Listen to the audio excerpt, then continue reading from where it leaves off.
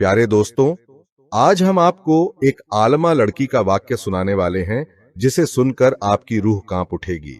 क्योंकि जब उस आलमा लड़की की वफात हुई तो उसकी कब्र पर कुत्ते भौंकते और कुत्ते उसकी कब्र को खोदते, उसकी कब्र पर पेशाब कर देते। आखिर वह कुत्ते उस आलमा की कब्र पर ऐसा क्यों करते थे? इस वाक्य को मुकम्मल जानने के लिए हमारे साथ आखिर तक रहिएगा।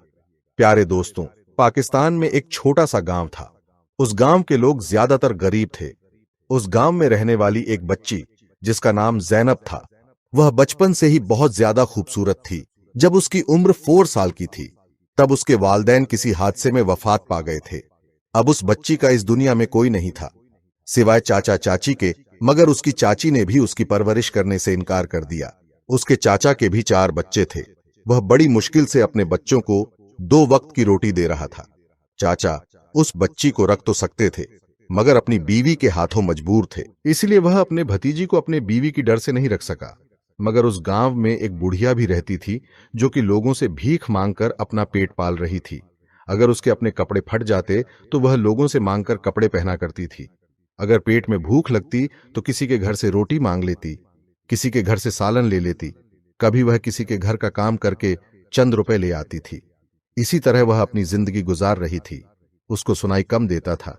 ये बूढ़िया नेक दिल इंसान थी। सारा गांव उसको फकीर नहीं के नाम से जानता था। वह बहुत ही नेक थी। उसका एक छोटा सा घर था जो कि मिट्टी से बना हुआ था। जब उस बुढ़िया को पता चला कि जैनब यतीम बच्ची है और उसको पूरे गांव में सहारा नहीं दिया, तो वह खुशी खुशी जैनब को अपने घर ले आई। कहने लगी, जब अल्लाह मुझ जैसी फकीर को सहारा दे सकता है, रिजक दे सकता है, तो इसको भी वही रिजक देगा। उस बूढ़ी औरत का कहना था कि जब मैं इस बच्ची को अपने साथ ले आई तो वह बहुत डरी हुई और घबरा रही थी, मगर जैनब पर अल्लाह पाक की खास रहमत थी। वह 4 साल की उम्र से ही नमाज की पाबंद थी। उसके साथ मैं भी नमाज पढ़ लेती। यह समझदार और सुलझी हुई बच्ची थी। जैनब बचपन से ही कुदरती ज़हीन थी। बुढ़िया अपने घर के लिए मिट्टी लाती, जैनब मिट्टी के साथ खेलती रहती थी। छोटे छोटे मिट्टी के खिलौने बनाती। एक दिन वह बुढ़िया से कहने लगी कि अम्मा मुझे भी कुरान पढ़ाने मदरसा भेजे, मैं भी कुरान पाक पढ़ना चाहती हूं। जैनब की यह बात सुनकर बुढ़िया फकीर ने जैनब को मदरसा भेजना शुरू किया। क्योंकि जैनब का जहन बचपन से ही बहुत तेज था, इसीलिए उसने बचपन में ही कुरान पाक मुकम्मल कर लिया और जैनब ने चंद सूरतें भी जुबानी याद कर चुकी थी। जैनब को दीनी तालीम का बहुत शौक था। घर की दीवारें छोटी होने के बावजूद वह हर रोज जामिया के बच्चों को आते जाते देखा करती थी। जामिया इस्लामिक स्कूल को कहते हैं, यह बताना जरूरी है क्योंकि हमारे हिंदुस्तान के लोग इतना उर्दू नहीं समझते। खैर, इस तरह जामिया की एक बच्ची से जैनब की दोस्ती हो गई। वह बच्ची जामिया से अपनी सहेलियों के साथ उनके घर आती और मिट्टी के खिलौने बनाकर जैनब के साथ खेला करती थी। उनकी सहेली जो कुछ भी जामिया से पढ़कर आती, वह सब जैनब को याद करवा दिया करती थी। इसी तरह जैनब अपनी दीनी तालीम हासिल करने लगी और फिर चंद ही सालों में जैनब ने कुरान पाक को मुकम्मल कर लिया था और जैनब ने अपनी सहेली की मदद से उर्दू भी पढ़ना सीख लिया था। जैनब अपने सहेली से मांग मांग कर मुकम्मल आलिम की किताबें पढ़ चुकी थी और भी उसके पास काफी ज्यादा इस्लामी किताबें थी जो वह दिन रात पढ़ती रहती थी। उसके पास इल्म था और अमल भी उसके पास बहुत ज्यादा था। इस बुढ़िया ने जैनब की बहुत अच्छी तरबियत की थी।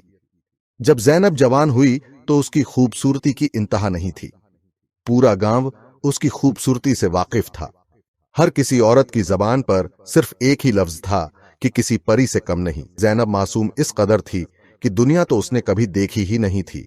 अब बुढ़िया काफी बूढ़ी हो चुकी थी। ज्यादा बुढ़ापा होने की वजह से वह लोगों के घर में मांगने नहीं जाया करती थी, बल्कि लोग खुद ही उनकी मदद कर दिया करते थे। उस गांव में एक बहुत बड़े सरदार थे जो कि बुढ़िया से जैनब का रिश्ता अपने बेटे के लिए मांग रहे थे। उस पर बुढ़िया ने कहा कि आप जानते हैं कि आपका बेटा मेरी बेटी के काबिल नहीं है। सरदार खुद बहुत अच्छा इंसान था और वह खामोशी से वापस चला गया। उस गांव में बहुत गरीब लोग रहते थे, इसलिए वह अपने बच्चे को जामिया में नहीं पढ़ा सकते थे। इसलिए सभी बच्चे जैनब के पास कुरान पाक को पढ़ने आया करते थे। जैनब बच्चों को कुरान पाक के साथ साथ इस्लाम की ऐसी बातें बताया करती थी।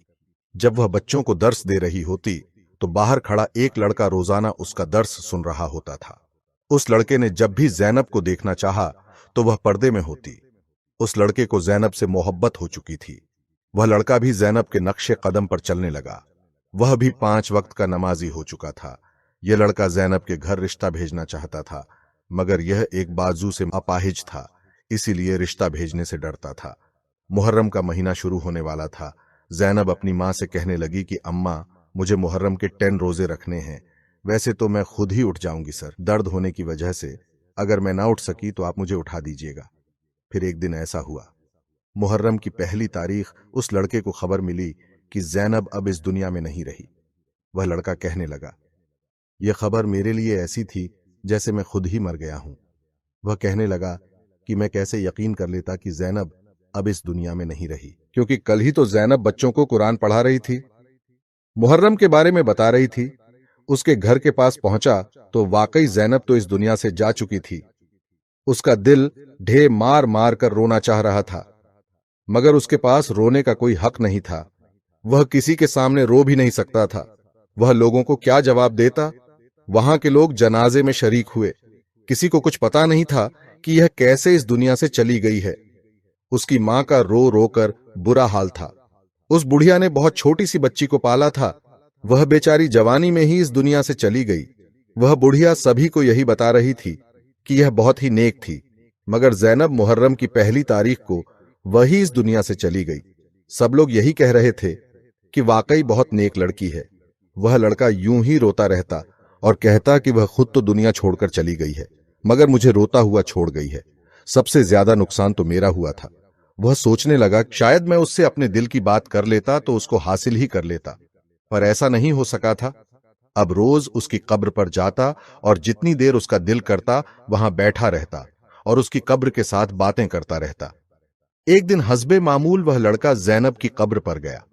फिर उस लड़के ने बताया कि मैं उसकी कब्र पर बैठ गया तो सामने का मंजर देखकर मैं हैरान रह गया।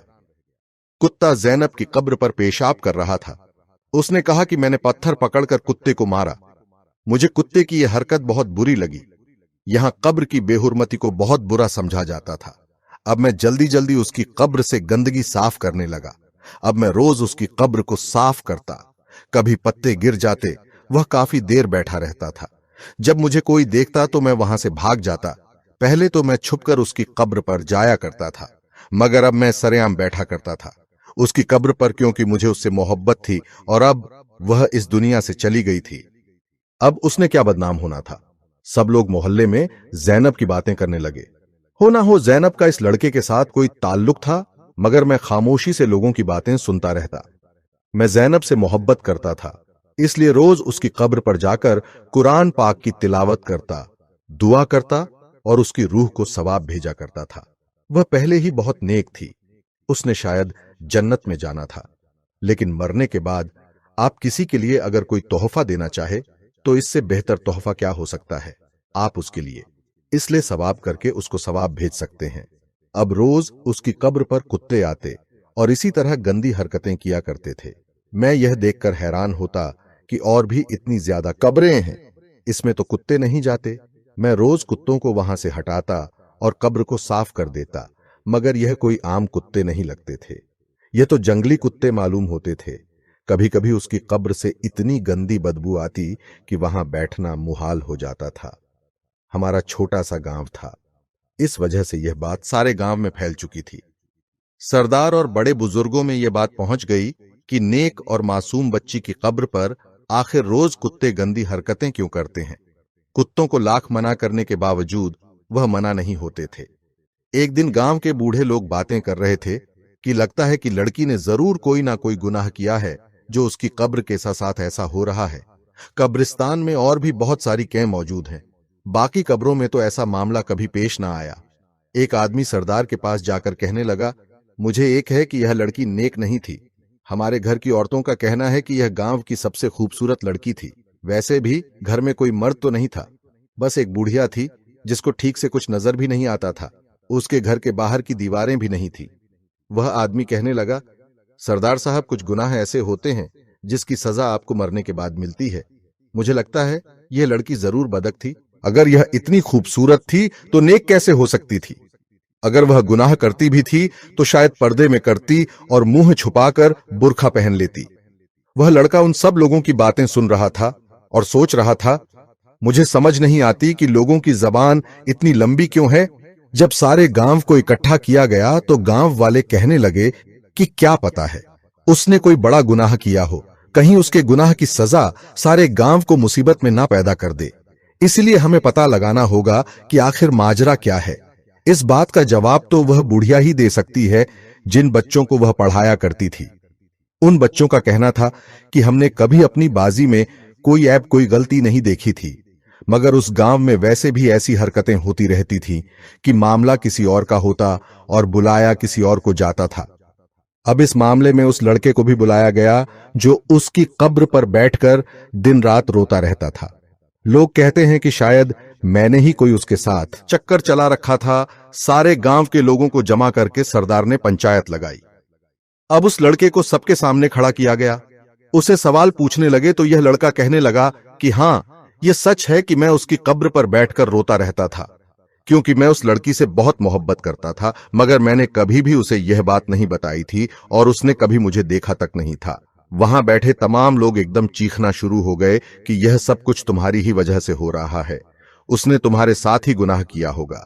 वह लड़का चीख कर कहने लगा कि वह एक लड़की थी और उस पर तोहमत मत लगाइए। मैं कसम खाकर कहता हूं, मेरा उसके साथ कोई भी रिश्ता नहीं था।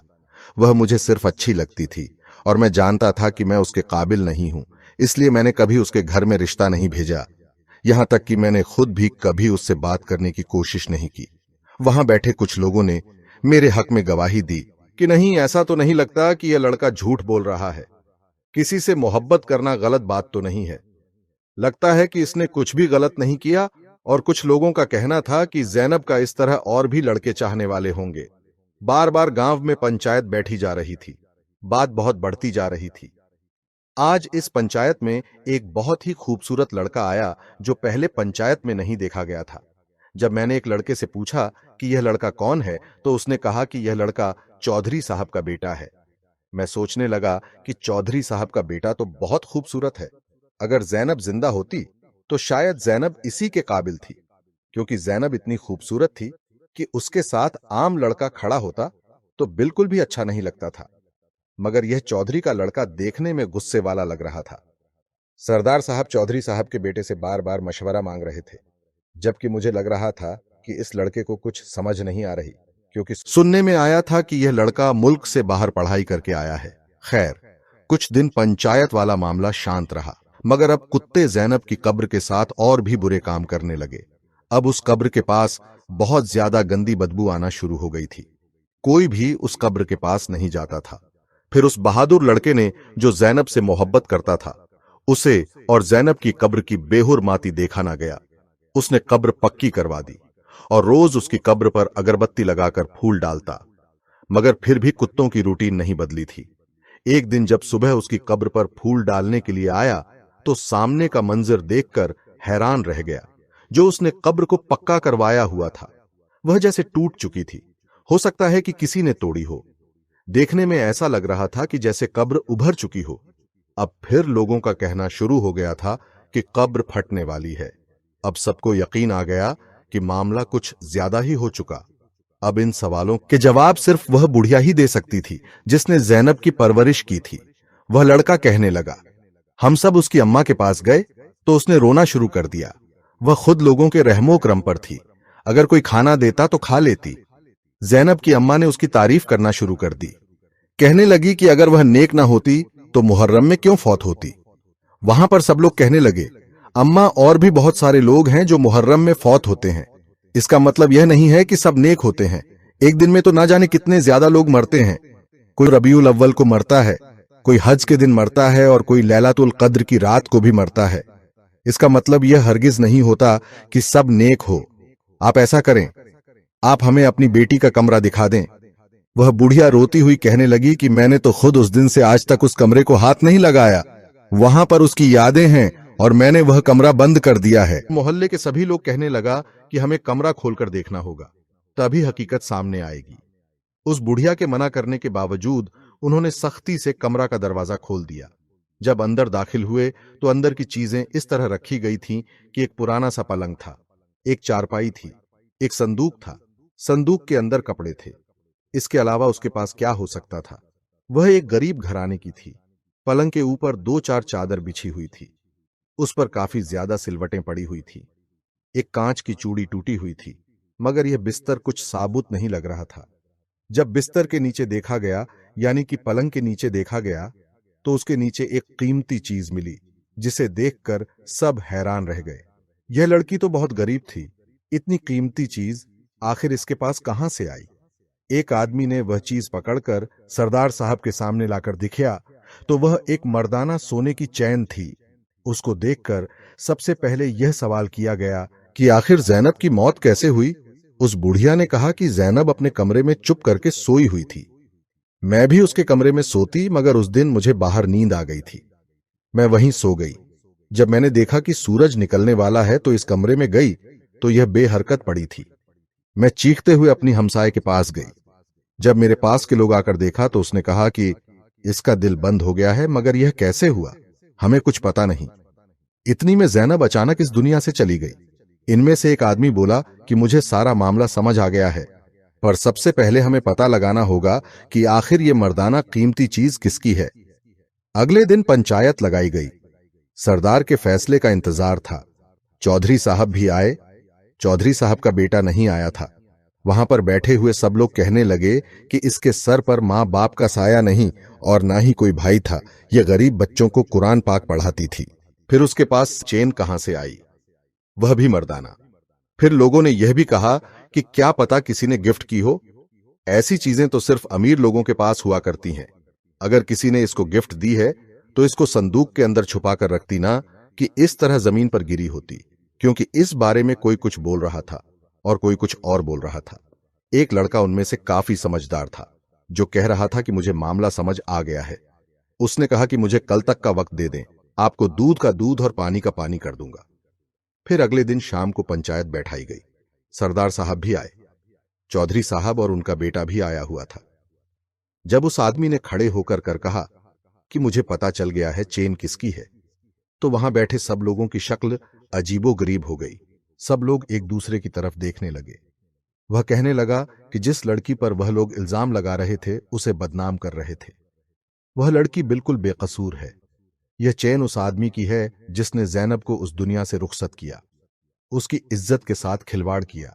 जैनब किसी को बता ना सके, इसलिए उसकी जान ले दी गई और उसको खत्म कर दिया गया। वह गंदा शख्स इस पंचायत में बैठा हुआ है और यह चैन किसी और की नहीं, बल्कि चौधरी साहब के बेटे मुर्तजा की है, क्योंकि इतनी महंगी चेन इस गांव में किसी और के पास नहीं हो सकती। यह बैरून मुल्क से ली गई है। चौधरी साहब इंसाफ पसंद इंसान थे। शायद अपने बेटे को बचाने की कोशिश करते, मगर बात खुलकर सामने आ गई थी। चौधरी साहब ने अपने बेटे मुर्तजा से पूछा तो वह मान भी गया और सबके सामने उठकर गुस्से से कहने लगा, हां, मेरी नजर जैनब पर थी। मैंने उसके घर रिश्ता भी भेजा, मगर उसने मेरी बात नहीं मानी और मुझे सीधा कहने लगी कि तुम अमीर हो, तुम्हारी कोई इज्जत नहीं। मैं गरीब हूं, मगर पूरे गांव में मेरी इज्जत है। एक इज्जतदार लड़की हूं। मैं तुम्हारे साथ कभी भी रिश्ता नहीं रख सकती। अगर तुम मेरे घर निकाह का पैगाम भी भेजोगे, तब भी मैं तुम जैसे इंसान से कभी निकाह नहीं कर सकती। वह कहने लगा, उस लड़की ने मेरी बेइज्जती की थी, मेरे गरूर को ललकारा था, इसलिए मैंने यह सब इसके साथ किया और उसे मरने के बाद भी बदनाम करने लगा। मैंने ही अपने पालतू कुत्तों को उसकी कब्र पर भेजना शुरू कर दिया था। उन कुत्तों को ट्रेनिंग भी मैंने खुद दी थी। मैं आधी रात को जैनब के घर में घुसा। उसकी बूढ़ी अम्मा, जिसको कानों से कम सुनाई देता था, वह दूसरे कमरे में सो रही थी। इसलिए उसकी बुढ़िया को पता ना चला कि उसकी बेटी के साथ क्या हो रहा है। मैंने उस लड़की की इज्जत को खराब करना चाहा। उसी वक्त यह लड़की सजदे में चली गई और मेरी यह चेन मेरे गले का फंदा बन गई। मैंने बड़ी मुश्किल से इसको अपने गले से निकाल कर फेंका। फिर मैंने जैनब का गला दबाकर इसको इस दुनिया से रुखसत कर दिया। अगर मैं ऐसा ना कर तो यह मुझे बदनाम कर देती, जो लड़का जैनब से मोहब्बत करता था। जब यह सब उसने सुना तो उसने सबके सामने उसको जितना हो सका उसको उतना मारा। चौधरी साहब कहने लगे कि इसका इंसाफ मैं करूंगा। चौधरी साहब ने अपने बेटे को गांव वालों के सामने पेश किया और कहने लगा कि आप बताएं कि इसकी क्या सजा होनी चाहिए। कुछ लोग तो कह रहे थे इसको फांसी होनी चाहिए, कुछ लोग कह रहे थे कि चौधरी साहब के मुंह की वजह से इसको माफ करना चाहिए। मगर चौधरी साहब ने अपने बेटे को सजा के तौर पर उसी गांव की एक गरीब लड़की से जबरदस्ती उसका निकाह कर दिया और कहा कि अगर इस लड़की के साथ थोड़ी सी भी नाइंसाफी हुई तो इसका जिम्मेदार मेरा बेटा होगा। उसको मजदूरों के साथ काम करने का हुक्म दिया गया। अब रोज मजदूरों के साथ काम करता और उस बुढ़िया की सारी सहूल उसको मयस्सर कर दी गई। चौधरी साहब कहने लगे कि मेरे बेटे को सही करने का तरीका सिर्फ यही मुझे नजर आया। अब आहिस्ता आहिस्ता ठीक हो रहा था, क्योंकि अब उसकी बीवी जैनब की दोस्त थी। वह भी नेक और परहेजगार लड़की थी। यह लड़की जैनब की वही दोस्त थी जिसके जरिए जैनब ने अपनी दीनी तालीम मुकम्मल की थी। चौधरी साहब के बेटे को अपने गुनाह का एहसास हो चुका था। अब वह 5 वक्त का नमाजी हो गया। अब उसने एक जामिया बनवाया जिसका नाम उसने बिनते जैनब रखा और उस जामिया में उसकी बीवी बच्चों को तालीम देने लगी। अब सारा गांव उससे खुश था। सुभान अल्लाह। प्यारे दोस्तों, इंसान जितना मर्जी चाहे गुनाह कर ले, जितना मर्जी अपने गुनाह को करके छुपाने की कोशिश करें, मगर जब तक अल्लाह पाक ना चाहे तो उसके गुनाह से पर्दा नहीं उठ सकता। मगर जब अल्लाह के नेक बंदे पर कोई ज्यादती करता है, उस पर कोई जुल्म करता है, तो फिर अल्लाह पाक खुद जवाब देता है। उसने अल्लाह की नेक बंदी को गुनाह की दावत दी थी, मगर उसने गुनाह से इनकार कर दिया। फिर अल्लाह पाक उसका मुहाफिज रहा।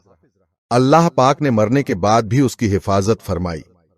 अल्लाह पाक से दुआ है कि अल्लाह पाक हमें गुनाहों से बचाए और अल्लाह पाक हम सबको पक्का सच्चा मुसलमान बना दे और ऐसे वाकयात से हमें सबक हासिल करने की तौफीक दे। आमीन। इस वीडियो को एक लाइक जरूर कर दें। हमारे साथ आखिर तक रहने के लिए आपका दिल से शुक्रिया।